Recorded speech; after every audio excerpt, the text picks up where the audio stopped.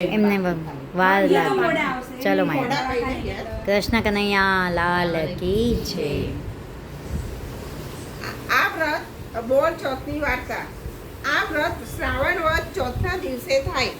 વ્રત કરનારે સવારના નાહી ગાય વાછરડાનું પૂજન કરવાનું, એકટાણું કરવાનું, પરંતુ તેમાં છડેલ કોઈ વસ્તુ ન ખવાય.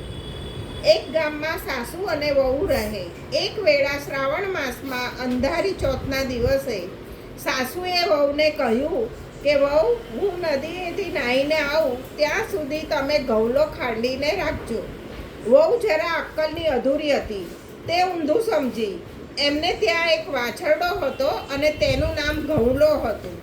વહુએ એ વાછરડાને સારી પેટે મોટી ખાંડણીમાં ખાંડ્યો ને પછી મોટા હાંડલામાં નાખીને ચૂલે ચડાવ્યો.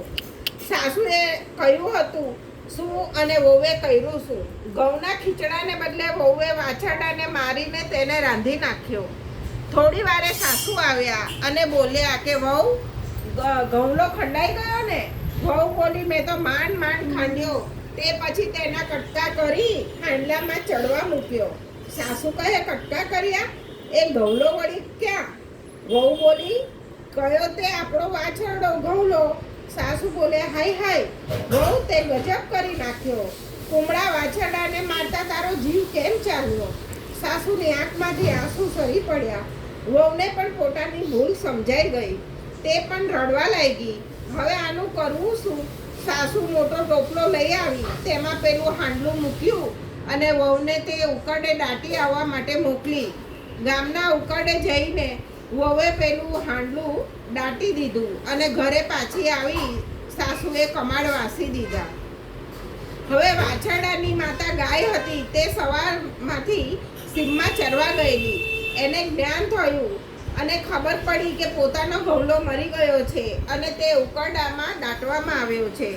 ગાય તો ઠેકડામાંથી ઉકરડે ગઈ અને જોરથી શીંગડું માર્યું. તે બરાબર હાંડલાને વાગ્યું અને તે સાથે જ તેમાંથી જીવતો વાછરડો ઘઉલો બહાર નીકળ્યો અને ગાય પાસે આવીને ચપચપ ધાવવા લાગ્યો.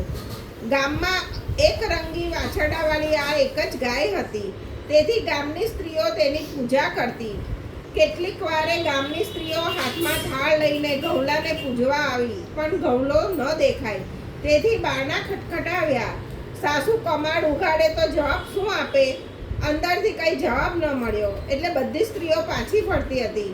ત્યાં તો સામે ગાય અને તેનો વાછરડો આવતા દેખાયા, પરંતુ વાછરડાના ગળામાં ફૂલના હારને બદલે હાંડલાનો કાંઠલો જોઈને બધી સ્ત્રીઓ નવાઈ પામી. એક સ્ત્રીએ વાછરડાના ગળામાંથી કાંઠલો કાઢી નાખ્યો અને બધી સ્ત્રીઓએ વારાફરતી તેનું પૂજન કર્યું. પછી ગાય માતાની ગરબી ગાવા માંડી. એટલે ઘરમાં રહેલા સાસુ વહુ વિચારવા લાગ્યા કે વાછરડો તો મરી ગયો છે તો ગરબી શાની ગવાય છે? સાસુ વહુએ બારણાની તિરાડમાંથી જોયું તો ગાય ઊભી છે અને વાછરડો ધાવી રહ્યો છે. તરત જ સાસુએ કમાડ ખોલી નાખ્યા ને બધી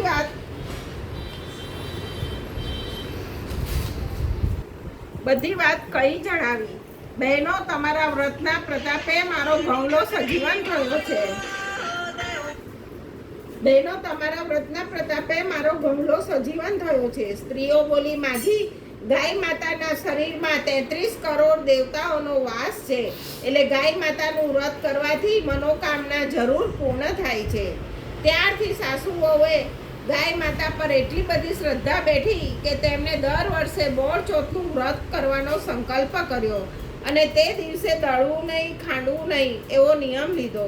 હે ગૌરી માતા, હે ગાય માતા, તમે જેવા વહુને ફળ્યા એવા બોર ચોથનું વ્રત કરનારને ફળજો. બોલો ગાય માતા કી જય. બોલ ચોથ.